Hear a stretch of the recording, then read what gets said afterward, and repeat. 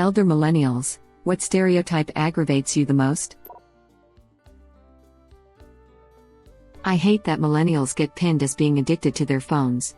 Like, always behind a screen and not interacting with the real world. I for one try really hard to have good phone etiquette, and what I've noticed is, boomers can be really bad at this. Some of the older people in my office and family are the worst offenders when it comes to texting at the table or just checking out on social media. Every time my husband and I are at the airport we talk about this. Every boomer there is glued to their phone, that weird way they look down at it but also up, somehow tapping away at some mindless game, often with the sound on. The sound on boomers kill me. The sound.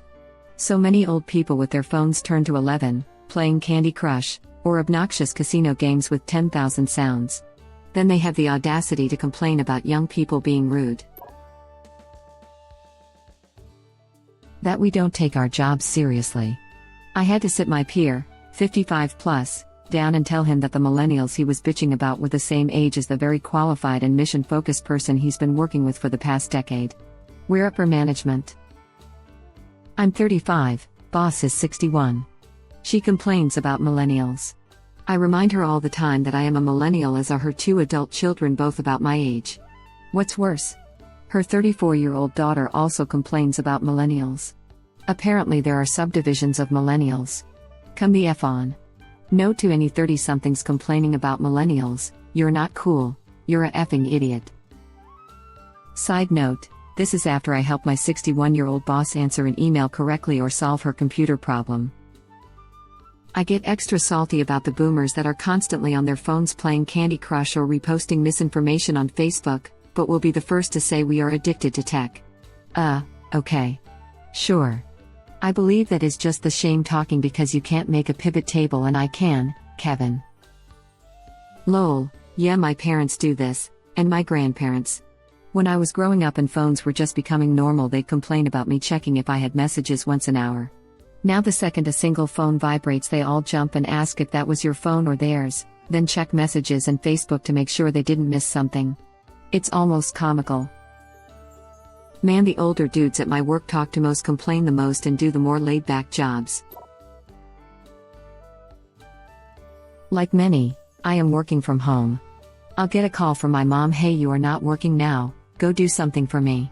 Thanks, working from home is way crappier than going to real work, at least for me. I do fit the stereotype of hating talking on the phone. I work primarily at night. One of my jobs I generally get out at midnight. The other more like 4 a.m. My mom acts like I don't have a job. The most ridiculous thing is she babysits my daughter overnight when I work. I'll love this one. I used to catch so much flack for sleeping so late, noon or 1, when I worked 10 p.m. to 7 a.m. When the effing hell am I supposed to sleep, Dad? My dad used to call me at 10 a.m., knowing fully well I prefer working nights, I'm a freelancer, and go to sleep around 6 to 8 a.m. He is a doctor who worked multiple nights a week his whole life, and we always had to walk on eggshells when he was sleeping it off during the day. I would never think to question this, he worked hard and had to sleep. I guess he didn't give a crap if I get to sleep though. I used to work night shift and get off work at 7 a.m. So I'd sleep during the day and be up all night. I kept that schedule even on my days off to avoid the physical stress of switching sleep schedules. I constantly heard about me being lazy because I slept all day. Or how irresponsible it was to be up until 7 a.m. every day. Just go to heat at a normal time. I always work from home. Every single person in my life must think I just sit at home doing jack crap all day with the way everyone expects me to be free last minute for anything. Babysitting, errands, whatever. It's the most annoying thing in the world. I'm getting really tired of hearing about us lying around expecting handouts and not working. Especially when it's a situation where the person saying it is standing in a room with a lot of millennials, all of whom have jobs, which is every single time I've heard this said in real life. Like, who here is lying around doing nothing? Who's your example? Oh, it's your neighbor's best friend's cousin's son, he doesn't have a job and lies on the couch all day. Okay. A lot of millennials I know have multiple jobs, including monetizing their hobbies, and still just barely getting by. And those of us that don't, it's usually for reasons beyond our control. I've literally never met a single person in my entire life that wanted to sit around doing nothing all day. That crap destroys your soul and kills you from the inside out. Source: I'm a disabled millennial who literally can't do anything all day. It is not a life you would choose to live. Trust me. Also a disabled millennial, and not being able to hold a job sucks. I keep myself busy by being treasurer of a charity, all done from my bed, online studying, knitting and crocheting, which all goes to my nieces and nephews or to NICU at my local hospital, and I've just taken up sewing and am hoping to sew rice heating packs as a fundraiser for the charity. All things that make me feel I'm contributing to society, which I can do from my bed.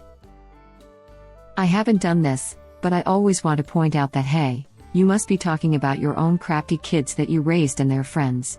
My peers that I know aren't like that. And it is. It's always some upper middle class jerk that raised awful children. Ugh. I once heard a superb sentence in a discussion between a 16-yo and a 40-yo on a climate protest. We're not responsible for how we were raised. Your generation is. I have used that sentence quite often since then. When we are looked down upon for needing to use YouTube, etc. for learning tasks, for example changing a tire, that our parents were taught by our grandparents but the former never took the time to teach us. Looking down on someone for anything that they haven't yet been taught but are trying to learn is just about the stupidest thing I've heard. It's not their fault that no one had taught them the thing yet, and they are going out of their way to teach themselves. What is wrong with that? My mother never taught me household skills when I was young. When I was a teenager, she insisted I do chores like loading the washing machine. Then she got mad when I asked her how the machine works, because you are a teenager, you should know this. My 5-year-old knows how to load and turn on both the washing machine and then the dishwasher. I remember my dad screaming at me because you never do anything around the house. But when I so much as touched the washing machine, I got screamed at because you don't know what you're doing and you're going to break it. So how am I supposed to do anything around the house when I'm not allowed to touch any of the cleaning appliances in case I somehow break them by using them for their intended purpose? YouTube has been able to calmly teach me everything that my dad screamed at me growing up. He will now joke about how he never thought I would be able to fix my car and house up like I do, as I had no interest in it as a kid/teenager. Like no, I just hated getting yelled at for no reason. My mom is a great teacher, which of course my dad would make fun of me for doing women's work. Nah, now I can cook and clean and fix a car thanks to mom and YouTube. Younger generation takes initiative to learn skills older generation failed to teach. As an American, it's basically that we're inheriting a system that nobody trusts us to run. All the people who represent us are 2 to 3 times older than us. The older generations are refusing or unable to retire, which is preventing us from actually entering the job market. We currently have the most geriatric Congress in U.S. history. The boomers refuse to concede power and continue to be elected as they still have sheer numbers on X, Y, and Z. That however will change by 2024 with a relatively even amount, and by 2028 most boomers will be too feeble or will have passed away to be able to make it to the polls. I hate to break it to you, but in 2028 the oldest boomers will be 83 while the youngest will be 63. There'll be less of them, but a huge contingent of them will still be working and an even larger contingent will be able to vote. Also, boomers live in swing states disproportionately, so they'll get a bigger say than you or me. This is also preventing us from entering the housing market. What do you mean? There's plenty of options. Like that $300,000 2-bed 1-bath with broken windows and a cracked foundation being sold by a boomer that knows what he has. The use of the term millennial to refer to the general young person. As a younger millennial, I hate people bringing up that I eat Tide Pods. Ma'am, people my age were out of college and in the working world by the time TikTok challenges were a thing. I'm mid-30s and have had a boomer try to use that to invalidate all of my arguments. Yeah, well, at least my generation never ate soap, mine didn't either, and if some of them had, that wouldn't say anything about me. Edit: I don't dislike all baby boomers. My late father was one and he was great. The guy from the conversation was trying to claim the fact that he was a boomer made him better than everyone else in the discussion, not in so many words, of course. I attacked his points, he attacked my generation. The boomers are the ones that made their kids eat soap if they cursed. Laughing out loud. Boomers are also the ones who said don't believe everything you read on the internet and then go and believe everything they read on the internet. Technically it's like 39-year-olds to 22-year-olds. That range needs to be split in two.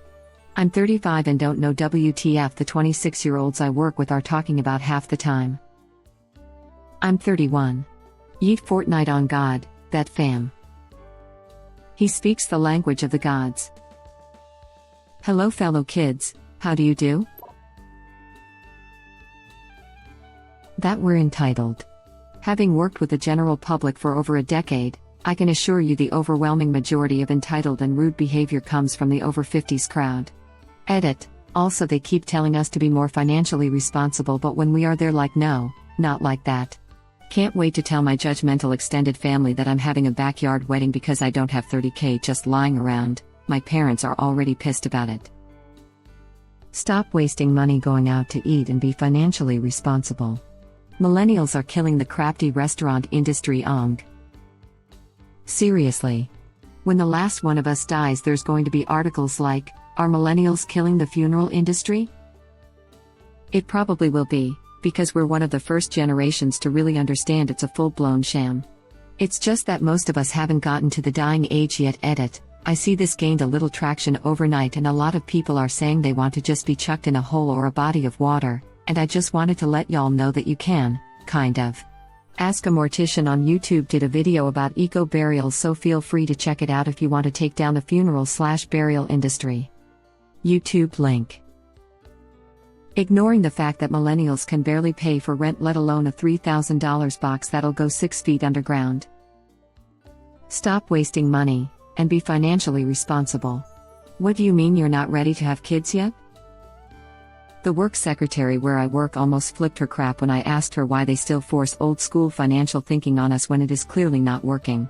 A lot of boomers going into pension have low levels of life satisfaction. How do they expect us to enjoy any at all if we are expected to deny ourselves while in working age by putting as much as 20% of our TGP into our pension funds?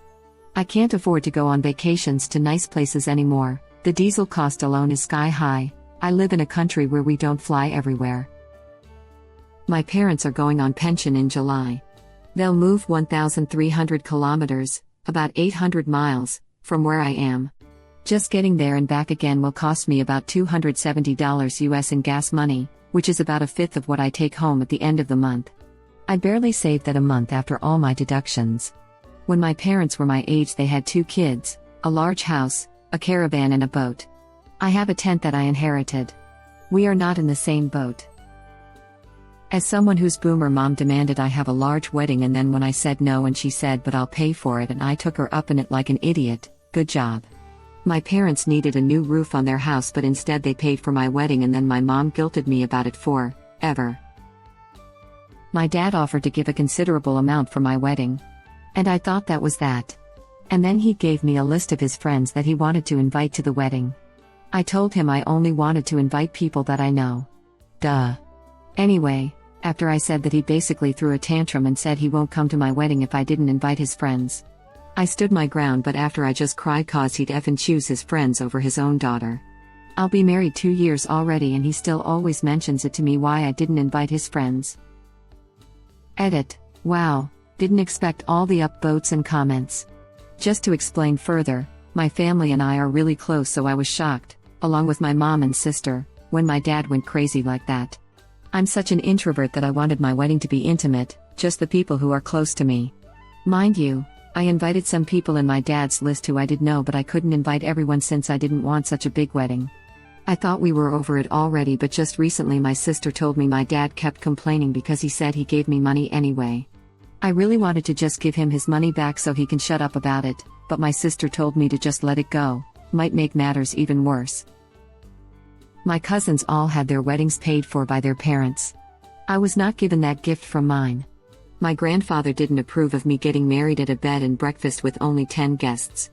He hounded me for months about including random relatives. I stood my ground. He ended up leaving after the ceremony and wouldn't join us for dinner. He had asked my brother for a ride to the wedding, so my brother, his wife, their 2 kids and my grandparents all left before dinner.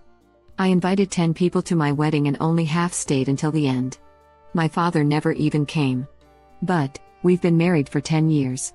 We always thought we'd have another big wedding, but now, why? Who cares?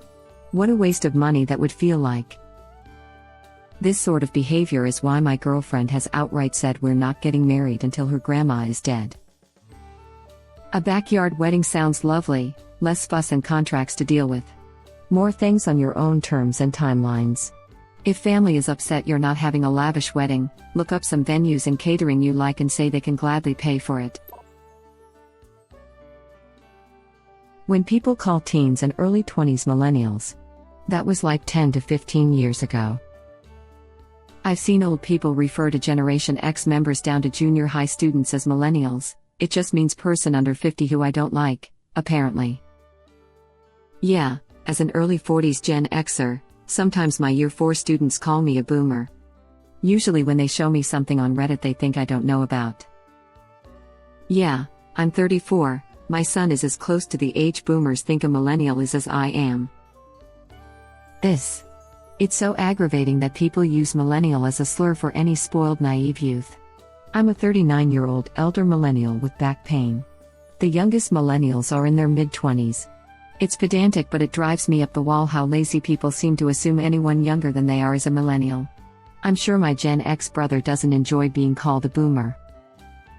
Called my 19-year-old a boomer today. Don't remember why, but she absolutely sounded like my mom and bitching about some kid thing.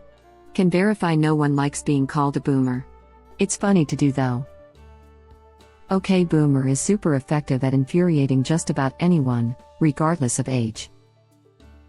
My colleague is in her mid-30s. She had an issue with some tenants who were in their early 20s. She was ranting, "These damn, lazy, entitled millennials." I didn't go into it but, yeah. Thank you for watching. Please subscribe to be the first to know about Red Rabbit Reader's new videos. If you like our videos, please like them on YouTube and share them with your friends. We welcome your comments below. Press to start another of our videos.